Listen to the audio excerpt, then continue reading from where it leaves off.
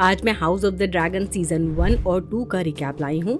Game of thrones का ये prequel release होने से पहले ही काफी कंट्रोवर्सी में था, लेकिन जब फाइनली आया तो लोगों का रिस्पॉन्स ज्यादातर पॉजिटिव था। ये fantasy drama George R Martin और रायन कॉन्डेल ने मिलकर बनाया है, जो मार्टिन की बुक फायर एंड ब्लड पर बेस्ड है। इसमें टारगेरियन फैमिली की कहानी दिखाई गई है, जो डेनेरिस टारगेरियन के पैदा होने से लगभग 170 साल पहले की है। कहानी शुरू होती है ईयर 101 एसी के फ्लैशबैक से, जब किंग जेहारिस टारगेरियन को आयरन थ्रोन के लिए अपना हेir चूज करना होता है।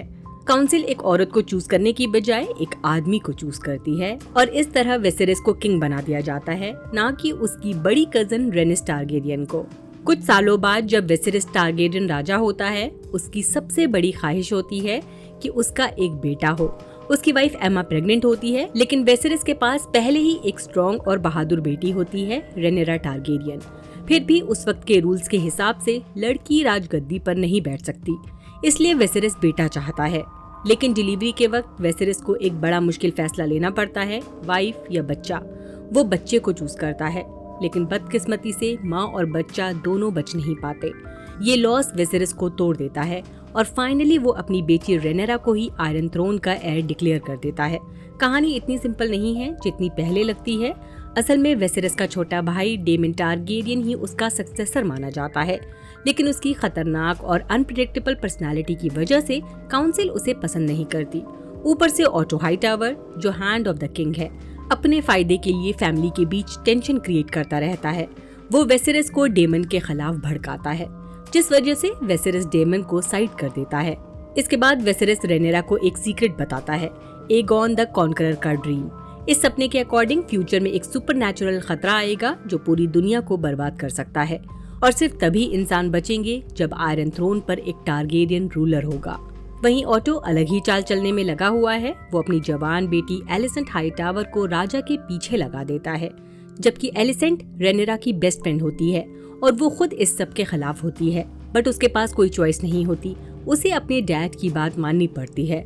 धीरे धीरे वो अगली क्वीन बनने की रेस में आ जाती है। रेनिस अभी भी पिक्चर में है। उसका हस्बैंड कॉर्लिस वेलेरियन काफी परेशान है, क्योंकि स्टेप स्टोन में उसकी शिप्स बर्बाद हो रही हैं। ये सब हो रहा है टिरियार्की की वजह से, जिसका लीडर है क्रैगस ड्रहार, जिसे क्रैब फीडर बोलते हैं, क्योंकि वो अपने दुश्मनों को क्रैब्स को खिला देता है। कॉर्लिस चाहता है कि राजा वेसेरिस टिरियार्की के खिलाफ एक्शन ले ताकि उसकी शिप सेफ रहें, लेकिन वेसेरिस इसे एक छोटी प्रॉब्लम समझकर अवॉइड करता है। ऑब्वियसली रेनेरा को ये बिल्कुल पसंद नहीं आता। ऊपर से काउंसिल का बिहेवियर भी काफी माइसोजेनिस्टिक है। वो रेनेरा को सीरियस लेने की बजाय उसे ये कह देते हैं कि जाओ अपने लिए कोई हस्बैंड चूज करो, चाहे वो किंग्स गार्ड का मेंबर ही क्यों ना हो। तब रेनेरा चूज करती है क्रिस्टन कोल को। इस बीच एक और शॉकिंग चीज होती है, आयरन थ्रोन पर बैठना भी सेफ नहीं है। वेसेरिस को थ्रोन से कट लगता है और धीरे धीरे उसकी सेहत और खराब होती चली जाती है। उधर डेमन अपने रिबेलियन मोड में आ जाता है। वो दूसरी शादी प्लान करता है और वेसेरिस के होने वाले बच्चे के लिए रखा गया ड्रैगन एग चुरा लेता है, बस ये दिखाने के लिए कि वो अभी भी थ्रोन के लिए सीरियस खतरा है। वेसेरिस यूजुअल तरीके से अपने लोग भेजता है एग वापस लाने के लिए, लेकिन इस बार एंट्री होती है रेनेरा की। वो स्मार्टली सिचुएशन हैंडल करती है और बिना किसी फाइट के डेमन से एग वापस ले आती है। इधर पावर गेम और क्रीपी हो जाता है जब कॉर्लिस अपनी 12 साल की बेटी की शादी राजा से करवाने का प्लान बनाता है, ताकि उसकी ब्लड लाइन थ्रोन तक पहुंच सके। काउंसिल को ये आइडिया ठीक लगता है, लेकिन आखिर में एलिसेंट का प्लान काम कर जाता है। वो रेनेरा की बेस्ट फ्रेंड से उसकी स्टेप मॉम बन जाती है। 3 साल बाद StepStone full on war zone बन चुका होता है, जहां डेमन और कॉर्लिस मिलकर क्रैब फीडर के खिलाफ लड़ रहे हैं। दूसरी तरफ किंग्स लैंडिंग में एलिसेंट और वेसेरिस अपने बेटे एगॉन सेकंड टारगेरियन का सेकंड बर्थडे सेलिब्रेट कर रहे हैं। सबको लगता है कि वेसेरिस अपने बेटे एगॉन को ही अगला राजा बनाएगा, इसलिए वो रेनेरा की शादी करवाना चाहता है। बहुत सारे बड़े हाउसेस के प्रपोजल्स आते हैं, जैसे house Lannister. Lionel strong suggest करता है कि रेनेरा की शादी लेनोर वेलेरियन से करनी चाहिए, जो कॉर्लिस का बेटा है। ये अलायंस पॉलिटिकली भी स्ट्रॉन्ग रहेगा। उधर स्टेपस्टोन में ईगो क्लैश और बढ़ जाता है, जब किंग हेल्प भेजता है डेमन और कॉर्लिस के लिए।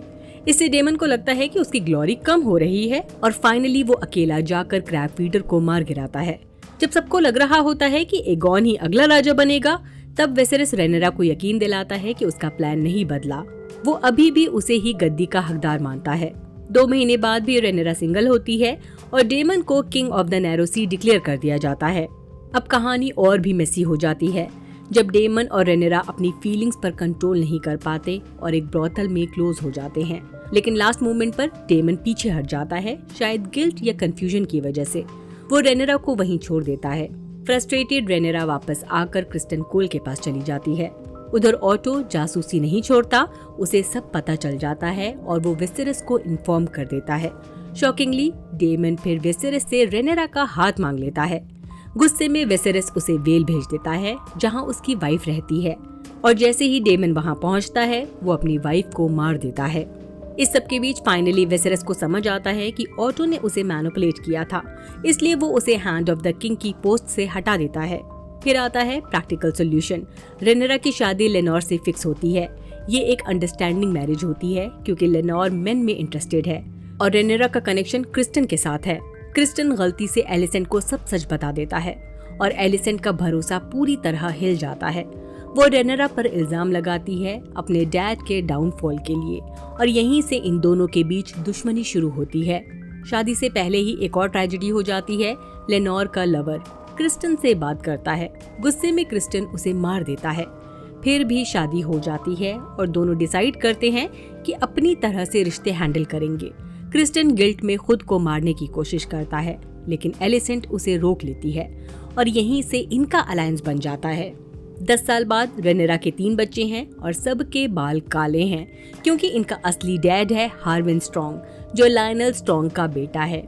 ये बात काफी ऑब्वियस है अब क्योंकि टारगेरियंस के बाल नॉर्मली सिल्वर होते हैं, कोई भी ऑफिशियली इन्हें एक्सेप्ट नहीं करता। फिर भी विसेरिस अपनी बेटी के साथ खड़ा रहता है और उसे ही फ्यूचर रूलर बनाना चाहता है। उधर डेमन अब लेना विलेरियन से शादी करके सेटल हो गया है। उनके 2 बच्चे हैं और तीसरा आने वाला है। पहली बार लगता है कि शायद डेमन को जिंदगी में रियल पर्पस मिल गया है। हाउस स्ट्रॉन्ग के लायनल और उसका बड़ा बेटा हार्विन स्ट्रॉन्ग हैरनहॉल वापस चले जाते हैं क्योंकि हार्विन और क्रिस्टन कोल के बीच फाइट हो जाती है।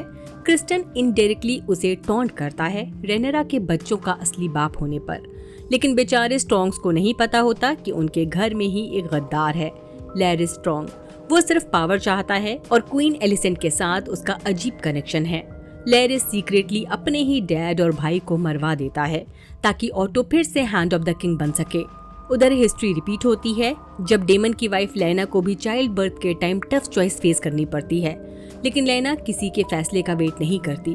वो अपने ड्रैगन वगार को कमांड देती है कि उसे मार दे। ये एक शॉकिंग और ट्रैजिक मोमेंट होता है। लेना की मौत के बाद फाइनली डेमन और रेनेरा एक दूसरे के करीब आते हैं, लेकिन पीस ज्यादा देर नहीं टिकती। एलिसेंट का बेटा एमेंड वगार को क्लेम कर लेता है, जो सबसे बड़ा और पावरफुल ड्रैगन है। फिर वो रेनेरा के बच्चों को स्ट्रॉन्ग कहकर इंसल्ट करता है और फाइट में उसकी आंख चली जाती है जेस की वजह से। एलिसेंट गुस्से में I for an I demand करती है, लेकिन विसेरिस सबको स्ट्रिक्टली मना कर देता है कि कोई भी रेनेरा के बच्चों को नाजायज न बोले। इसके बाद डेमन और रेनेरा एक स्मार्ट प्लान बनाते हैं। वो लेनोर की फेक मौत दिखाते हैं ताकि वो अपने लवर के साथ सेफली कहीं और जा सके। सबको लगता है लेनोर मर गया और फिर डेमन और रेनेरा शादी कर लेते हैं, प्योर टारगेरियन स्टाइल। लेकिन लेनोर के पेरेंट्स स्पेशली कॉर्लिस टूट जाता है क्योंकि उसे लगता है कि इनके दोनों बच्चे मारे गए। 6 साल बाद विसेरिस मौत के करीब है, लेकिन फिर भी रेनेरा के लिए कोर्ट में आता है। इशू होता है सक्सेशन का। वेमन विलेरियन चाहता है कि वो एयर बने क्योंकि कॉर्लिस जख्मी है, लेकिन कॉर्लिस पहले ही रेनेरा के बेटे को एयर डिक्लेयर कर चुका है। कोर्ट में वेमन रेनेरा को इंसल्ट करता है और डेमन फौरन उसका सिर उड़ा देता है। फिर एक मिसअंडरस्टैंडिंग होती है। विसेरिस एलिसेंट को रेनेरा समझकर एगोन द कॉन्करर के सपने के बारे में बात करता है। एलिसेंट गलत समझ लेती है कि उसका बेटा एगोन सेकंड टारगेरियन ही चोजन है जो दुनिया को बचाएगा। आयरनी ये है कि एगोन को तो बस फन करना है। उसकी अपनी ही बहन हेलेना से शादी फिक्स है जो काफी अलग और मिस्टीरियस है। उसी रात विसेरिस की मौत हो जाती है और एलिसेंट और ऑटो फौरन एगोन को किंग डिक्लेयर कर देते हैं, ये बोलकर कि ये विसेरिस की आखिरी विश थी। लेकिन सब लॉयल नहीं होते। किंग्स गार्ड के हैरल्ड रेनेरा के खिलाफ जाने से मना कर देते हैं। एलिसेंट रेनिस को भी बंद कर देती है ताकि वो एगोन को सपोर्ट करे, लेकिन रेनिस मना कर देती है और भाग जाती है। उधर रेनेरा प्रेग्नेंट है डेमन के चाइल्ड से, लेकिन ये खबर सुनते ही उसे प्रीमेच्योर लेबर शुरू हो जाता है और बेबी सरवाइव नहीं कर पाता। आखिर में डेमन फुल वॉर मोड में चला जाता है। वो अलग अलग हाउसेस को अपनी साइड लाने लगता है और ड्रैगन्स इकट्ठा करता है। ये क्लियरली गेम ऑफ ड्रैगन्स बन चुका है। और फाइनली एरिक रेनेरा को उसके डैड का क्राउन लाकर देता है और उसे अपनी क्वीन मान लेता है। वॉर ऑफिशियली शुरू हो चुकी है। रेनेरा, जो हमेशा से अननेसेसरी वायलेंस के खिलाफ रही है, वो ट्राई करती है कि बिना वॉर के थ्रोन ले सके। वो अपने बेटों को अलग अलग हाउसेस के पास भेजती है सपोर्ट लेने के लिए। उनमें से एक बेटा जेस नॉर्थ में विंटरफेल जाता है स्टार्क का सपोर्ट लेने, लेकिन जब छोटा बेटा ल्यूक स्टॉर्म एंड पहुंचता है तो वहां पहले ही उसका दुश्मन एमंड मौजूद होता है। एमंड ने पहले ही बोरिस के साथ डील कर ली है उसकी बेटी से शादी के बदले उसका सपोर्ट। फिर वो पुरानी दुश्मनी निकालते हुए ल्यूक से उसकी आंख मांगता है, लेकिन बोरिस अपने महल में कोई खून खराबा नहीं चाहता, इसलिए वहाँ फाइट नहीं होती।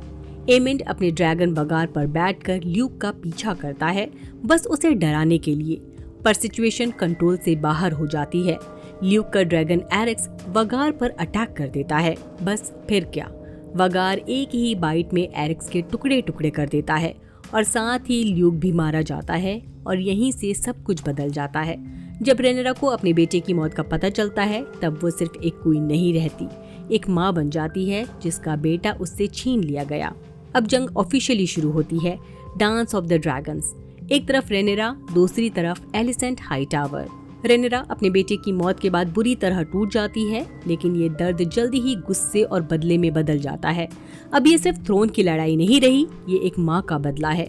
डेमन, जो हमेशा जल्दबाजी में फैसले लेता है, बिना डिले किए एक खतरनाक प्लान बनाता है।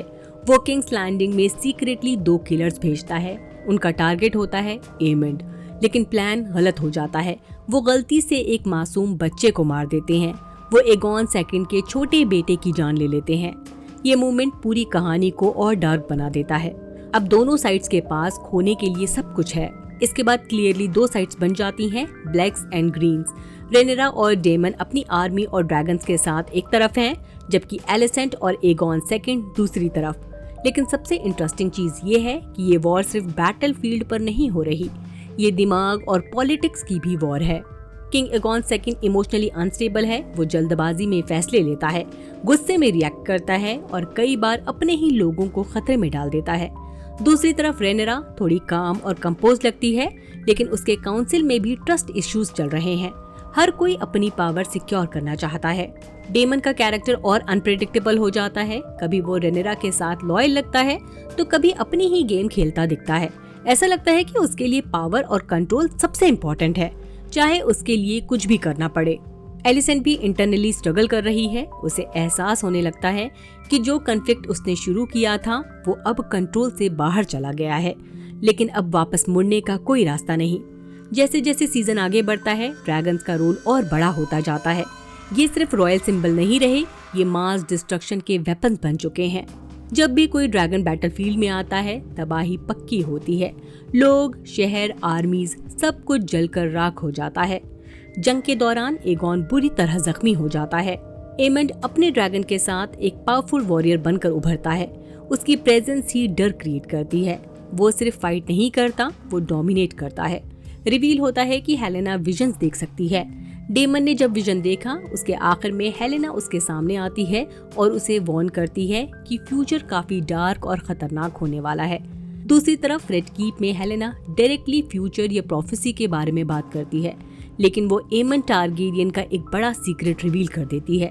उसे पता होता है कि बैटलफील्ड के दौरान एमन ने अपने भाई और उसके हस्बैंड एगॉन सेकंड टारगेरियन पर अटैक किया था और उसे मारने की कोशिश की।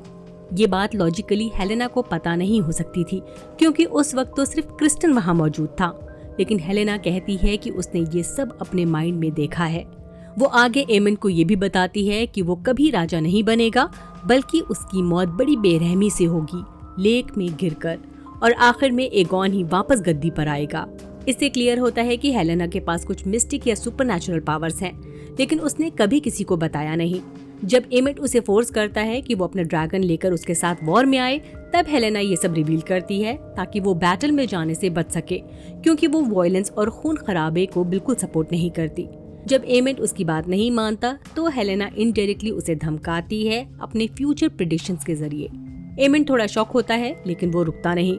उसने पहले ही शार्प पॉइंट नाम के गांव को अपने ड्रैगन से जला दिया था और वो आगे भी ऐसे ही अटैक कंटिन्यू करने वाला है।